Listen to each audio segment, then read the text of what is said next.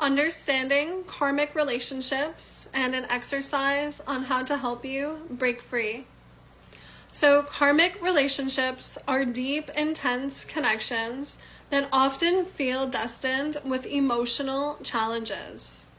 These relationships, they exist to teach us strong spiritual lessons, helping us to evolve and heal unresolved wounds from past experiences and even past lives. They can manifest as romantic partnerships, friendships, or even family bonds. While they may feel magnetic at first, they often involve cycles of pain, growth, and transformation. The purpose of a karmic relationship is not a lifelong companionship, but rather it is for spiritual awakening and spiritual activations, leading and guiding us towards self-awareness and healing. Karmic relationships appear when we need to learn, heal, and to break patterns that have been holding us back. They often mirror our deepest fears, insecurities, and unresolved emotional wounds. These connections push us towards self-discovery, forcing us to confront aspects of ourselves that we may have previously ignored. They can feel exhilarating, yet exhausting, and they challenge us to grow beyond our comfort zones. The intensity of these relationships is a sign that they are meant to teach, but not to last. They serve as a catalyst for our personal growth and transformation. Recognizing a karmic relationship involves noticing repeating cycles and the emotional intensity.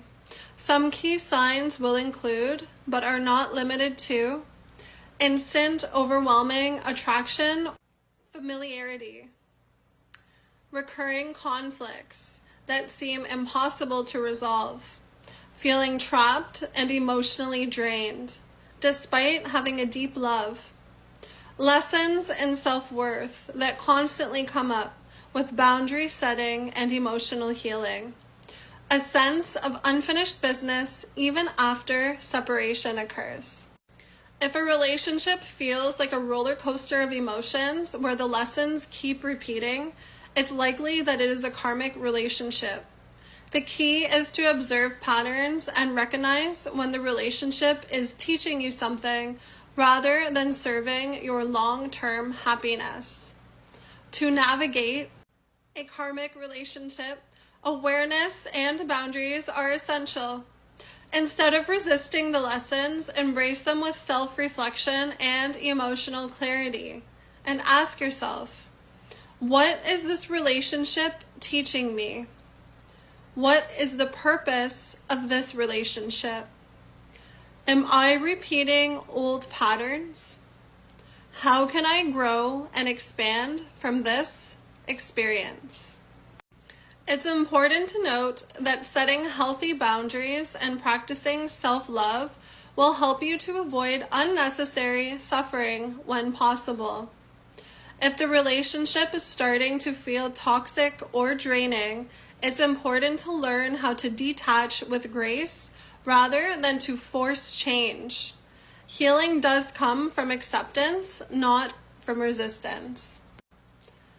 If you feel that you are in a karmic relationship and a karmic cycle with somebody, and you feel like intuitively it's time for you to detach from this person, as per what we spoke about earlier, if you feel like it's becoming toxic, if you feel like it's draining you, if you feel like you've hit a plateau and it's not going anywhere, but you've tried and you've exhausted all of your resources in order to do so, and you just feel like for your mental and emotional health that you either need to separate or you need a break, which doesn't mean forever, but it could just mean for right now if the relationship still needs to serve something for you.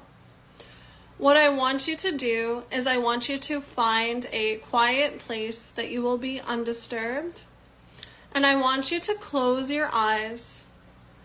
I want you to visualize your feet as tree roots, and I want you to connect them deep into the crystal core center of Mother Earth.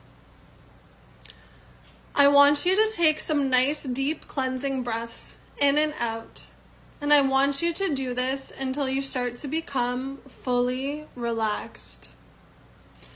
I want you to visualize the person that you feel that you need to release at this time. I want you to imagine a big energetic cord connecting you both. This will represent your karmic tie.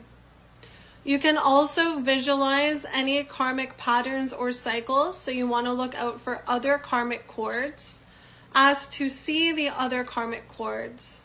Or simply just intend that you're going to release everything that you have learned a lesson for that is repeating, that you no longer want to repeat at this time.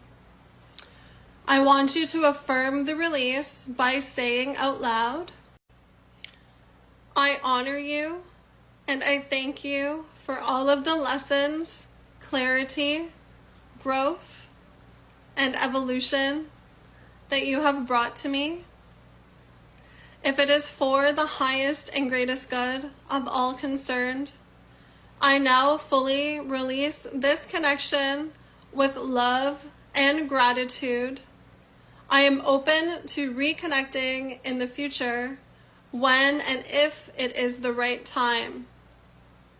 I want you to visualize now that you are cutting the cord with a large pair of scissors and all of the other connector cords. With golden light, I want you to watch it dissolve and all other cords. Again, take some nice deep cleansing breaths in and out. And I want you to feel the gratitude in your heart. You should begin to feel a lot lighter.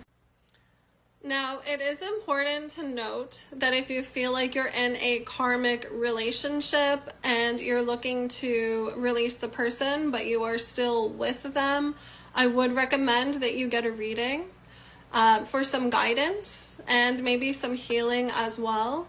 And if you're looking to disconnect with a karmic or toxic family member or friend, and you do feel like right now there's a need for space and separation, then I would encourage you to do this exercise. Again, you could do a reading or you could seek me out for healing if you would like to do so.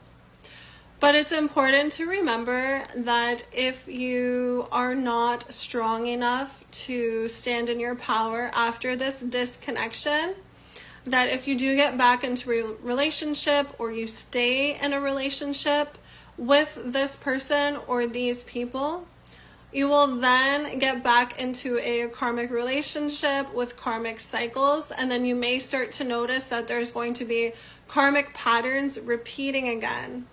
So if you are not able to fully disconnect from this person whom you feel may be toxic or karmic, then this exercise may not be for you, or you could do it temporarily, but you would need to keep redoing it.